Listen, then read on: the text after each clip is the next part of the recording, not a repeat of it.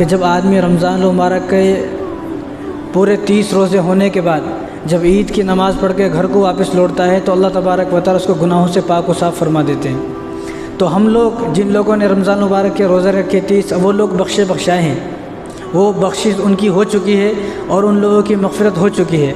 अगर वो रमज़ान के बाद भी फिर दोबारा ऐसी ही ज़िंदगी गुजारेंगे जैसे रमज़ान से पहले ज़िंदगी थी तो अल्लाह तबारक व तआला फिर से नाराज़ हो जाएंगे।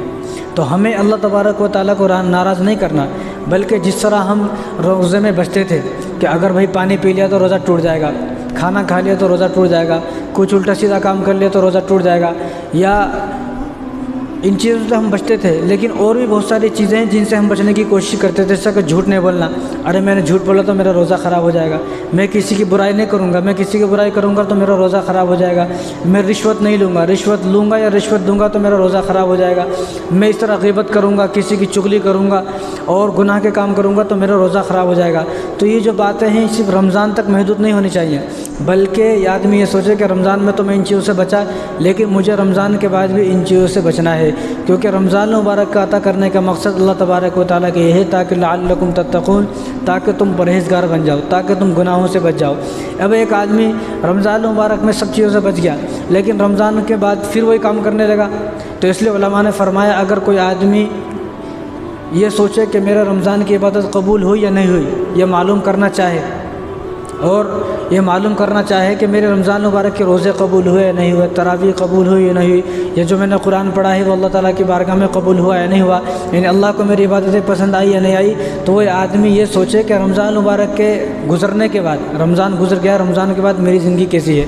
अगर मेरी ज़िंदगी ऐसी है जिस रमज़ान में थी अब भी मैं बच रहा हूँ, तो समझे कि मेरी इबादतें कबूल हो गई और ऐसा आदमी खुश नसीब है। लेकिन अगर वो सोचे देखे कि मैं तो जैसा पहला था, मेरा तो रमज़ान से कोई असर नहीं हुआ, आज ही मैं झूठ बोल रहा हूँ, आज ही मैं मनमर्जी की ज़िंदगी गुजार रहा हूँ और नफ्सानी ख्वाहिशात की ज़िंदगी गुजार रहा हूँ, तो ये सोचे कि मेरी रमज़ान मुबारक की इबादतें कबूल नहीं हुई, कहीं तो कोई कमी रह गई है। अगर मेरी रमज़ान की इबादतों में कमी नहीं रहती, कबूल हो जाती, तो अल्लाह तबारक व तआला मुझे रमज़ान के बाद भी, यानी रमज़ान के गुजरने के बाद भी इबादत की तौफ़ीक़ अता फरमाते। अब मुझे इबादत की तौफ़ीक़ इसलिए नहीं मिल रही कि मैंने रमज़ान के रोज़े तो रखे, लेकिन जैसा रखने का हक़ था ऐसा नहीं रख सका, तो अल्लाह तबारक व तआला से तौबा करे। तो रमज़ान की इबादत कबूल होने की निशानी यह है कि आदमी रमज़ान के बाद भी ऐसा ही लगा रहे, ऐसे ही नमाज़ पढ़े।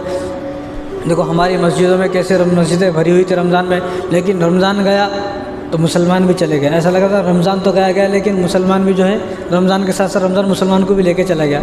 अलविदा तो रमज़ान हुआ लेकिन मुसलमान भी अलविदा हुआ, ऐसा लग रहा, लेकिन ऐसा नहीं, बल्कि जो इसलिए मैंने बताया था रोज़े जो है आसान है, नमाज ज़रा मुश्किल है, क्योंकि रमज़ान नमाज जो है पूरी ज़िंदगी की है, नमाज तो पूरी ज़िंदगी की है, तो रोज़े आसान है।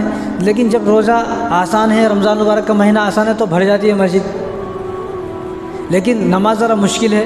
तो मुश्किल को अगर मुश्किल अमल अगर करेंगे तो अल्लाह ताला कबूल फरमाएंगे ना। आसान काम तो कोई भी कर सकता है, मुश्किल काम करना ज़रा सख्त बात है। तो जो नमाज मुश्किल है, इसी नमाज को जो है जिस तरह हम रमज़ान मुबारक में पढ़ रहे थे, तो इसी तरह अल्लाह ताला हम सबको अमल करने की तौफ़ीक़ अता फ़रमाए।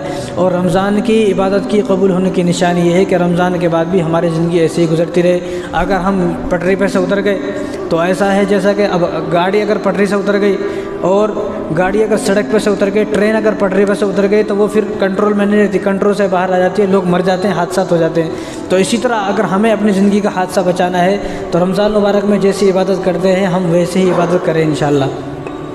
और दूसरी बात, रमज़ान मुबारक में हम बहुत सारे गुनाहों से बचें, जैसा कि कान का गुनाह है कि कान हमारा गाने ना सुनने पाए, कान हमारा कोई गाली गलौज या गलत बात ना सुनने पाए, अगर सुनेगा तो रोज़ा हमारा ख़राब हो जाएगा।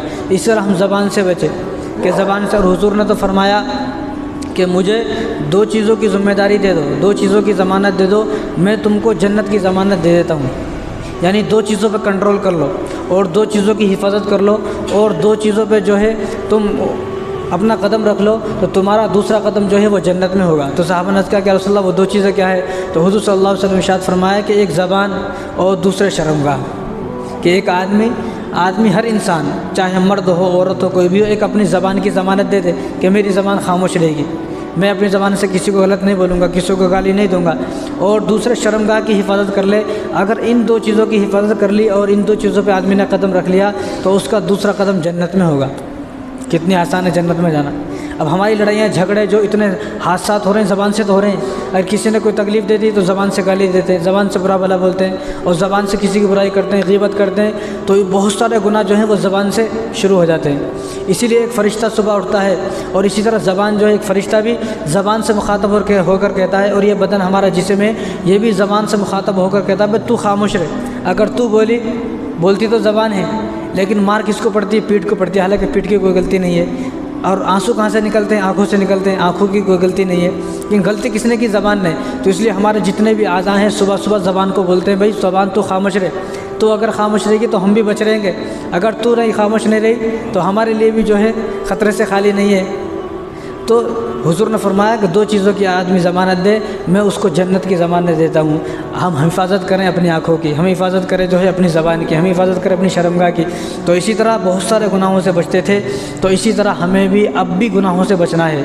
जिस तरह एक सफ़ेद कपड़ा है, आदमी ने सफ़ेद कपड़े को धुला और धुलने को बिल्कुल साफ़ हो गया, और धुलने के बाद अगर उस पर ज़र्रा बराबर भी काला लगा दिया तो दूर से दिखता है कि ये कपड़ा ख़राब है। तो इसी तरह हमारे दिल भी रमज़ान मुबारक के रोज़े रखने की वजह से और तरावी पढ़ने की वजह से, इबादत करने की वजह से हमारा दिल बिल्कुल सफ़ेद कपड़े की तरह साफ़ हो चुका है। अब इस दिल पे हम कोई दाग ना लगने दें। अगर हमने इस दिल पर दाग लगा लिया तो फिर से गुनाहों का 1 लगेगा, फिर 2 फिर 4 होते इतने दूसरा रमज़ान आएगा, हम गुनाहों में बिल्कुल डूब जाएंगे।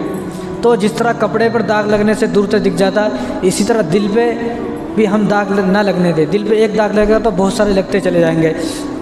तो हमारे दिल बिल्कुल साफ़ हो चुके हैं। और सबसे पहले हमें रमज़ान मुबारक के जाने के बाद सबसे पहले जिस तरह हम अपने आँखों की हिफाजत की है, इसी तरह हम रमज़ान के जाने के बाद भी आँखों की हिफाजत करें। देखो गुनाह बहुत सारे हैं।